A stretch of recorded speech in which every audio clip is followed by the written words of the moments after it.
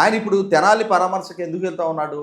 కొందరు రౌడీ షీటర్లని పోలీసులు నడిబజార్లో కింద కూర్చోబెట్టి అరికాల కోటింగ్ ఇచ్చారు. దాన్ని నాడా ట్రీట్మెంట్ అంటారు. అంటే మనకి పశువులకి అరికాళ్ళలో నాడాలు కొడతారు కదా, అదే విధంగా వీళ్ళని అరికాళ్ళలో పోలీసులు కొట్టారు కాబట్టి వాళ్ళు దళితులు కాబట్టి దళితుల మీద జరిగిన దాడిగా పరిగణిస్తా ఉన్నాడు. సమాజం ఒక రౌడీ షీటర్ మీద ఒక పోలీస్ తీసుకున్న చర్యగా దాన్ని చూస్తుంది. కానీ ఆ సంఘటనకి బాధ్యులైన ఆ సోకాల్డ్ రౌడీ షీటర్లు కూడా మేము దళితులం కాబట్టి మాకు అడిషనల్ ప్రివిలేజెస్ ఉన్నాయి, మాకు ఇమ్యూనిటీ ఉంది అని చెప్పని వాళ్ళు ఫీల్ కావట్లా.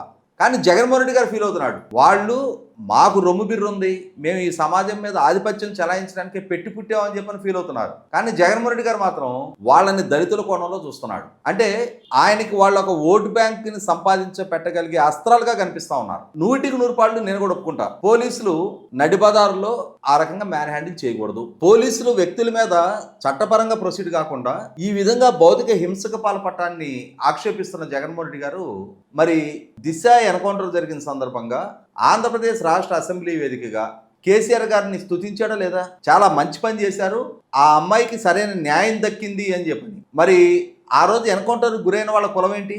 ఏ కులస్తులు? మరి వాళ్ళ విషయంలోకి వచ్చేటప్పటికి దళితులు కాబట్టి ఎన్కౌంటర్ చేశారు, దళితులను ఎలా ఎన్కౌంటర్ చేస్తారు?